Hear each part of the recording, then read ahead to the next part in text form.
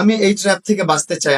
আমি সবার কাছে আমার হাত জোর করে নিবেদন এই যে সবার কাছে আমার অনুরোধ, সবাই আমাকে এই জায়গা থেকে রক্ষা করেন। আমি দেখাই আপনাদেরকে, এই দেখেন লেলা কিন্তু অলরেডি ওর মাস্টার মাইন্ড খাটানো শুরু করে দিচ্ছে, মাস্টার মাইন্ড দিয়ে খেলা শুরু করে দিচ্ছে। ওর প্রিভিয়াস যে লাইভ গুলা আমি ওইখান থেকে বের হওয়ার পর আমি কিন্তু লাইভ করতে করতে ওইখান থেকে বের হয়ে গেছি।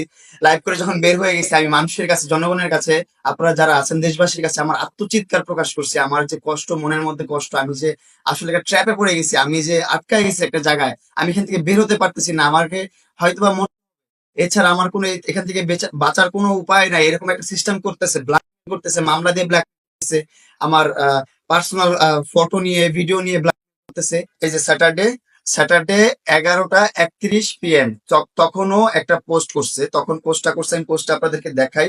পোস্টটা করে সাথে সাথে ও কিন্তু এই যে ওদের যে প্রেসের গ্রুপটা আছে, এই গ্রুপের মধ্যে এটা দিয়েছে ভাইরাল করার জন্য, যেন সবাই যেন ভাইরাল করে। ও যে কোনো ভিডিও, যে কোনো কিছু, সবকিছু দিয়ে থাকে ভাইরাল করার জন্য। এখানে দেখেন ওর হাতে কোনো ব্যান্ডেজ নাই, কোনো প্রকার ব্যান্ডেজ নাই। ও যে ফাটটা তৈরি করছে আমার জন্য, আমি এখান থেকে বাঁচতে পারবো না আমি আপনারা যদি সাহায্য না করেন, হেল্প না করেন।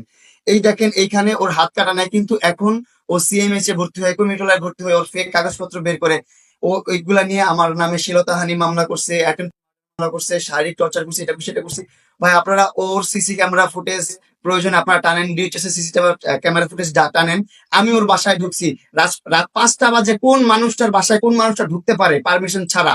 আমাকে ও ফোন দিয়ে থ্রেট করছে, তোর আজকে দেখা করার কথা ছিল, আজকের মধ্যে আমার বাসায় আসতে হবে, আমার সাথে দেখা করতে হবে, নাহলে তোর অনেক সমস্যা হবে, তোর অনেক অসুবিধা হবে, তোর নামে মামলা যেগুলো আছে আমি একটাও তুলবো না। আমি ওর বাসায় আসছি, যে ঠিক আছে ভাই মামলাগুলো তুলবে না, আমি বাসায় যাই, ওর সাথে ও যেভাবে বলে সেভাবে করি, মামলাগুলো তুলে ফেলুক, ভালো একটা ফ্রেন্ডশিপ আছে, ভালো একটা বন্ধুত্ব আছে, এটা বজায় থাকুক। আমি বাসায় যাওয়ার পর আমাকে তো উল্টাপাল্টা করে ফেলছে, আমি একদম উল্টাপাল্টা হয়েছিলাম, আমি অজ্ঞান হয়েছিলাম ওর বাসায়। যেগুলা ভিডিও, যেগুলা ফুটেজ আপনাদের কাছে আছে, আমিও একটু দেখাই আপনাদেরকে যে আমি কিভাবে ওর বাসায় অজ্ঞান হয়ে পড়েছিলাম।